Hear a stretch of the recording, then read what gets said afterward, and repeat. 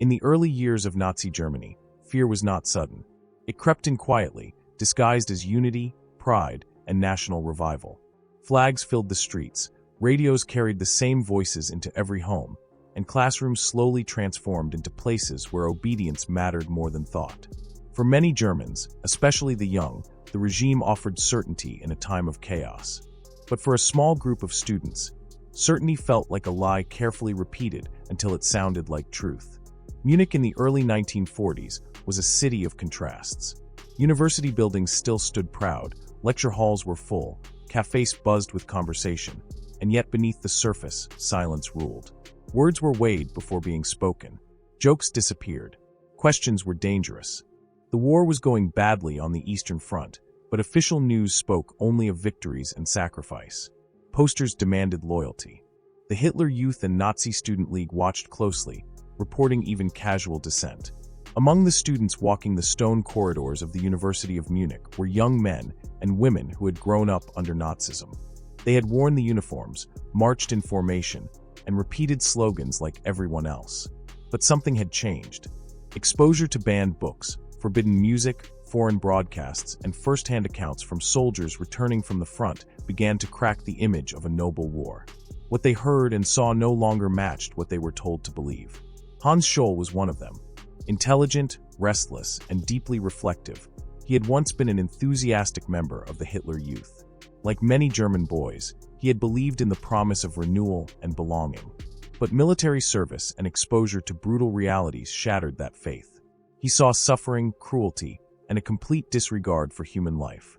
The contrast between propaganda and reality disturbed him deeply. It forced him to ask questions that the regime did not tolerate. His younger sister, Sophie Scholl, arrived at the University of Munich in 1942. She was studying biology and philosophy, and like her brother, she possessed a strong moral compass. Sophie was observant and quietly determined. She noticed the emptiness behind slogans and the fear behind conformity. While many students focused on survival and staying unnoticed, Sophie felt a growing responsibility to act. Silence, she believed, made one complicit. Around them gathered a small circle of like-minded students and one professor. Alexander Schmorl, Willy Graf, Christoph Probst, and later Professor Kurt Huber shared a belief that the regime's greatest weapon was not violence, but control over truth. They understood that they could not defeat Hitler with force. They had no weapons, no armies, no power. What they did have were words, ideas, and the courage to use them. They called themselves the White Rose. The name itself was symbolic. It suggested purity, conscience, and peaceful resistance. There was no formal structure, no hierarchy, no grand plan. The group met in apartments, parks, and quiet corners, speaking in low voices. They read philosophy, theology, and banned literature. They discussed morality, responsibility, and the guilt of those who knew but did nothing. Their conclusion was simple and terrifying. Someone had to speak, even if it meant death. The White Rose decided to write leaflets. At a time when a single critical sentence could lead to arrest, torture, or execution, writing leaflets condemning Hitler and the war was an act of extreme defiance. The students understood the risk completely. The Gestapo had informants everywhere. Printers were monitored. Paper was rationed. Yet they believed that appealing to the conscience of ordinary Germans was worth the danger. They hoped that words, quietly passed from hand to hand, could awaken resistance. The first leaflets were cautious but firm. They spoke of moral responsibility, of the crimes being committed in the name of the German people, of the mass murder of Jews in the East. They quoted philosophers and religious texts, framing resistance not as rebellion, but as duty. The language was calm, rational, and devastating. It accused the regime of destroying Germany's soul. Producing the leaflets was painstaking. They typed them on borrowed typewriters, often at night, counting every sheet of paper. Ink stains and fingerprints were carefully avoided. Each copy felt like a potential death sentence. Once printed, the leaflets were mailed anonymously to professors, students, and intellectuals across Germany. Others were left in phone books, slipped into mailboxes, or placed in public buildings. For weeks, nothing happened. There were no public reactions, no signs of uprising, no visible response. The students wondered if their words were being read or simply destroyed out of fear. Yet they continued. Silence from the outside did not mean failure. It meant the message was dangerous enough to frighten people into secrecy. and secrecy, in a dictatorship, was a form of resistance. As the war intensified and German losses mounted, the White Rose grew bolder. The leaflets became more direct. They openly called Hitler a tyrant and urged Germans to sabotage the war effort. They described the regime as a criminal organization leading the nation to ruin. These were not emotional outbursts. They were carefully argued moral indictments. The students were no longer whispering. They were accusing. Their actions were fueled by what they learned from soldiers returning from the Eastern Front. Stories of mass executions, burned villages, and systematic murder circulated quietly among those willing to listen. Hans Scholl and Alexander Schmorl had both served in medical units and witnessed atrocities firsthand. What they saw convinced them that history would judge not only the perpetrators, but those who remained silent. Professor Kurt Huber played a crucial role. Older than the students and fully aware of the danger, he helped refine the language of the leaflets. He believed that intellectual resistance was not only possible, but necessary.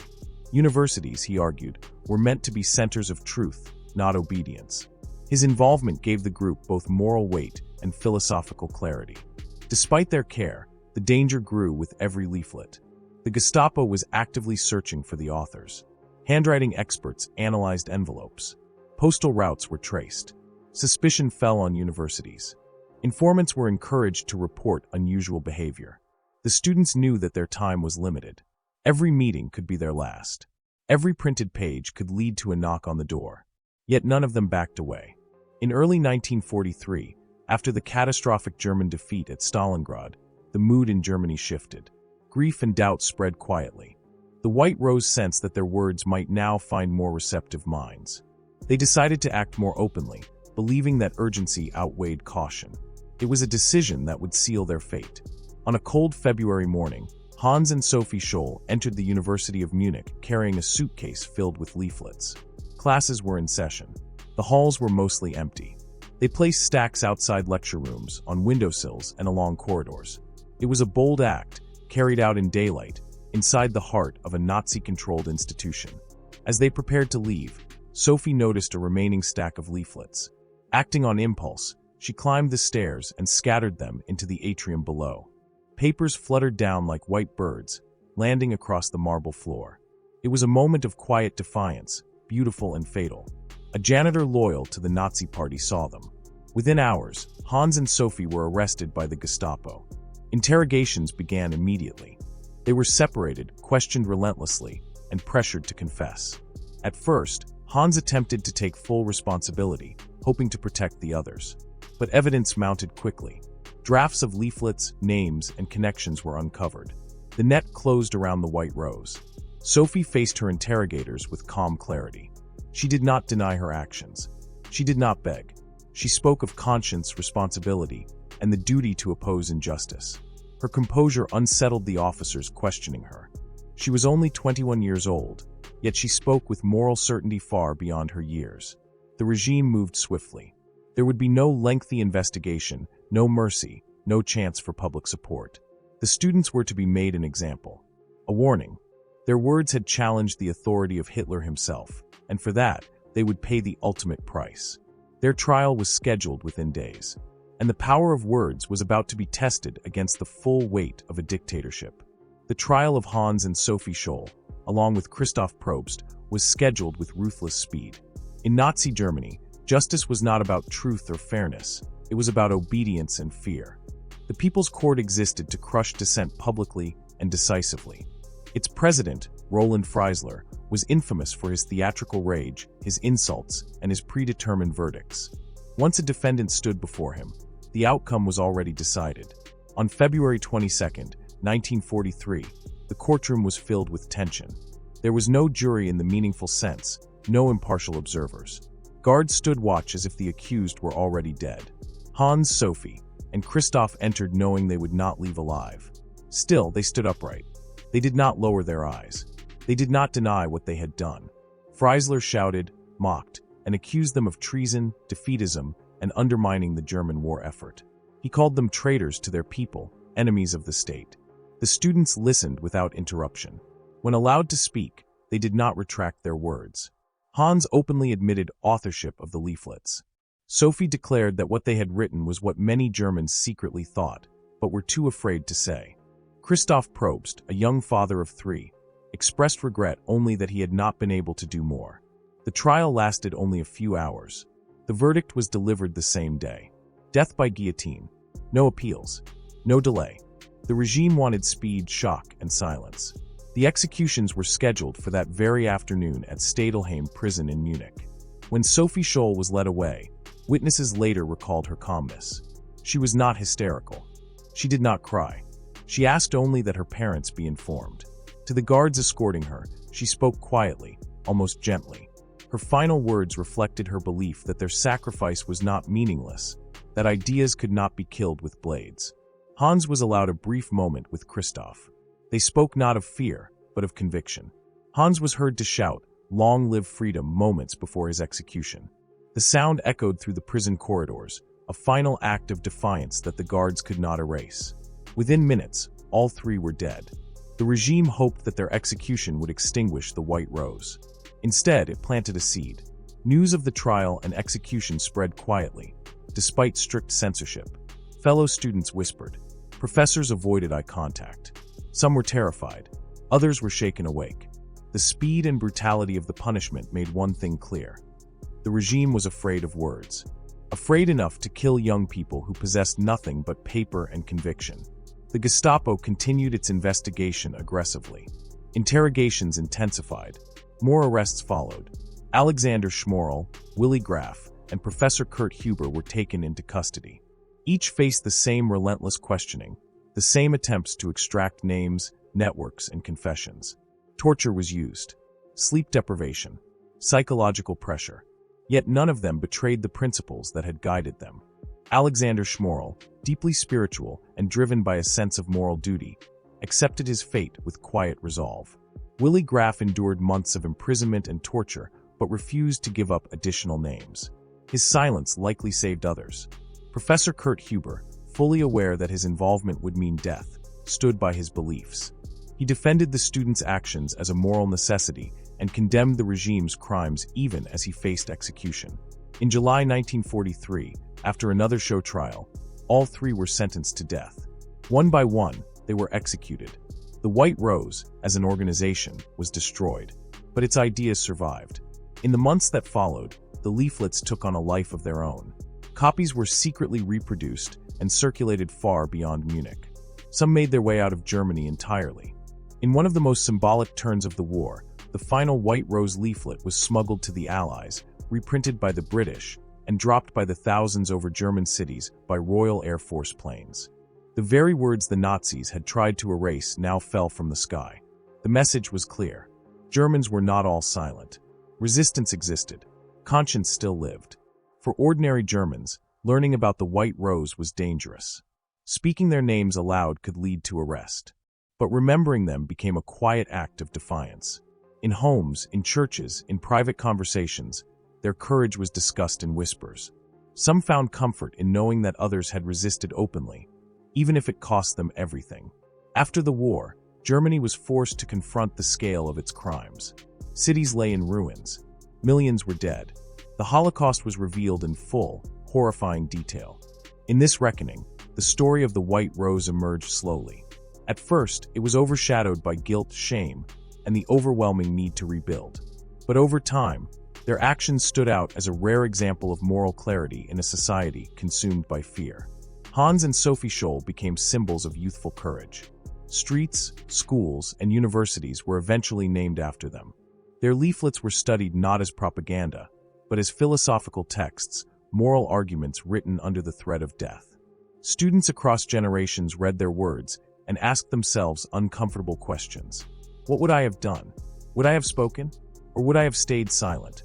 The power of the White Rose lies not in the scale of its resistance, but in its purity. They did not act out of hatred. They did not seek violence. They did not believe themselves to be heroes. They believed simply that silence in the face of evil was itself a crime. Their resistance was intellectual, moral, and deeply human. Their story challenges the idea that resistance must be loud or victorious to matter. The White Rose did not overthrow Hitler. They did not stop the war. But they preserved something equally important: the idea that conscience can survive even under totalitarian control. Their leaflets were proof that truth could still be spoken, even when it carried a death sentence. The regime understood this danger better than anyone. Dictatorships rely not only on force, but on the belief that resistance is futile and that everyone else agrees. The White Rose shattered that illusion. They proved that dissent existed, that young Germans were capable of seeing through lies, and that obedience was a choice, not a law of nature. Sophie Scholl, in particular, has become an enduring symbol because of her age and clarity. At 21, she confronted a system designed to crush individuality, and she did so without bitterness. Her words during interrogation revealed a calm moral reasoning that remains unsettling even today. She did not frame her actions as rebellion, but as responsibility. The White Rose also reminds us that education alone does not guarantee morality.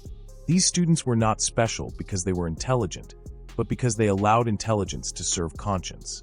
They questioned what they were taught. They compared words with reality. And when they saw the gap between the two, they refused to look away. In the modern world, their story remains deeply relevant. The tools of control may change, but the mechanisms of fear, propaganda, and conformity persist. The White Rose asks an uncomfortable question of every generation. What do you do when the truth becomes dangerous? Do you adapt, rationalize, and survive? Or do you speak, knowing the cost? Their answer was clear. They chose words over weapons, conscience over comfort, and truth over life itself. That choice did not save them, but it saved something larger. The idea that even in the darkest times, individuals can refuse to surrender their humanity. The students who challenged Hitler with words did not live to see the fall of the regime they opposed. They never knew that their leaflets would be read by millions, that their names would be spoken with respect, that their courage would inspire generations. But perhaps that was never the point. They acted not for recognition, but because they believed it was right. And in the end, that belief outlived the dictatorship that killed them. Their voices were silenced, but their words endured.